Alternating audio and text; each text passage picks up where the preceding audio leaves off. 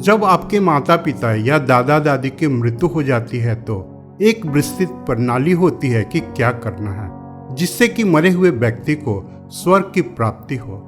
ऐसा हुआ कि एक आदमी की मृत्यु हो गई और उसका बेटा यह सुनिश्चित करना चाहता था कि उसके पिता स्वर्ग जाएं। शहर में कई ट्रैवल एजेंट हैं, अर्थात ऐसे लोग हैं जो कर्मकांड के माध्यम से स्वर्ग भेजने का काम करते हैं, जो स्वर्ग जाने का रास्ता बताते हैं, स्वर्ग के लिए टिकट बुक करते हैं। वह ऐसे अनेकों ट्रैवल एजेंट के पास गया और सभी बुकिंग लेने को तैयार थे, लेकिन किसी के पास कंफर्म टिकट नहीं था। लेकिन वह अपने पिता के लिए कंफर्म टिकट चाहता था। तब उसे किसी ने बताया कि केवल सिद्ध महात्मा ही कंफर्म टिकट दे सकते हैं, क्योंकि सिद्ध महात्मा का ईश्वर के साथ एक हॉटलाइन कनेक्शन होता है। यदि वह स्वयं तुम्हारे पिता की सिफारिश करते हैं तो तुम्हारे पिता कहीं रुके बिना सीधे स्वर्ग में चले जाएंगे। फिर क्या था, वह एक पहुंचे हुए सिद्ध महात्मा के खोज में निकल पड़ा। उन दिनों गौतम बुद्ध नगर में आए हुए थे। वह उन्हें ढूंढता हुआ उनके पास पहुंचा। गौतम बुद्ध शहर के बाहर एक विशाल सरोवर के सामने एक पेड़ के नीचे बैठे हुए थे। वह जाकर उनके पैरों में गिर गया और कहा, मेरे पिता एक अच्छे आदमी थे और उनका निधन हो गया है। मैं चाहता हूं कि आप यह सुनिश्चित करें कि वह सीधे स्वर्ग में जाएं, नरक में नहीं, अर्थात ऊपर जाना चाहिए, नीचे नहीं। इससे पहले कि गौतम बुद्ध कुछ बोलते हैं, उसने कहा, आपको ना नहीं कहना चाहिए। भारत में एक परंपरा है कि अगर कोई आपके पास आता है और अनुरोध करता है, आपसे कुछ पूछता है, तो आपको ना नहीं कहना चाहिए। इसका मतलब है कि आप ना नहीं कहेंगे, क्योंकि मैं इसको लेकर हताश हूँ, परेशान हूँ। अब आपके पास कोई विकल्प नहीं है। तो गौतम बुद्ध बोले, अब मैं भला क्या कर सकता हूँ? तुमने पहले ही मुझ पे यह शक्ति डाल दी है कि मैं ना नहीं कह सकता। ठीक है, तुम एक काम करो, घर वापस जाओ, सुबह 4 बजे नदी में डुबकी लगाओ, एक मिट्टी का घड़ा लो और उसे पत्थरों से आधा और मक्खन से आधा भर दो। फिर उसे कपड़ों से बांधकर यहाँ लाओ। हम देखेंगे कि हम तुम्हारे पिता के लिए क्या कर सकते हैं। वह आदमी चला गया। उसने सोचा पिता स्वर्ग जा रहे हैं तो क्यों न बड़ा घड़ा ले।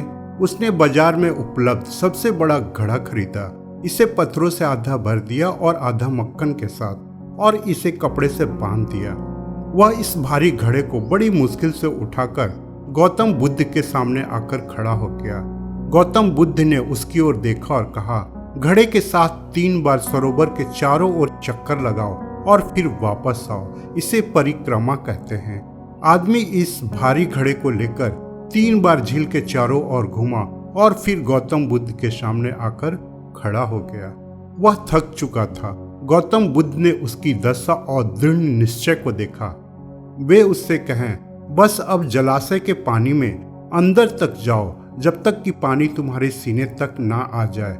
वह अंदर चला गया।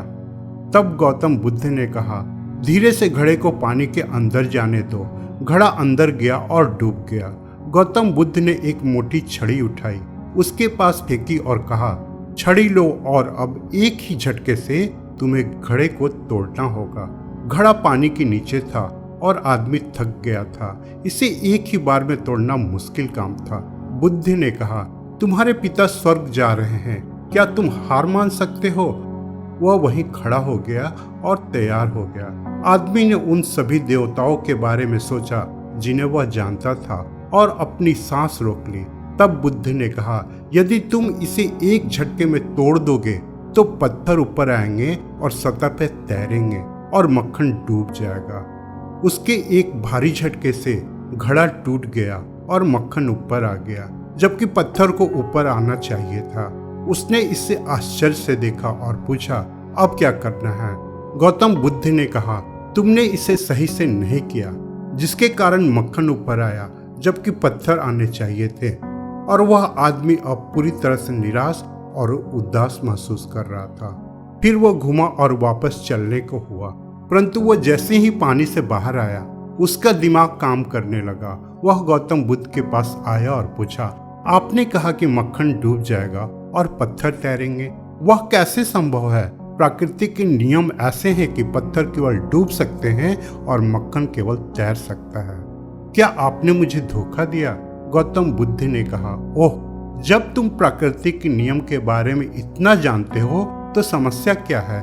यदि तुम्हारे पिता मक्खन की तरह हैं तो वह ऊपर जाएंगे अर्थात स्वर्ग में जाएंगे, और यदि वो पत्थर की तरह हैं तो वह नीचे जाएंगे अर्थात तुम समझ सकते हो मैं इसके बारे में क्या कर सकता हूँ और तुम इसके बारे में क्या कर सकते हो। आगे गौतम बुद्ध ने कहा, तुम बहुत थके हुए लग रहे हो, घर जाओ और आराम करो। व्यक्ति महात्मा बुद्ध के कथन को समझ चुका था।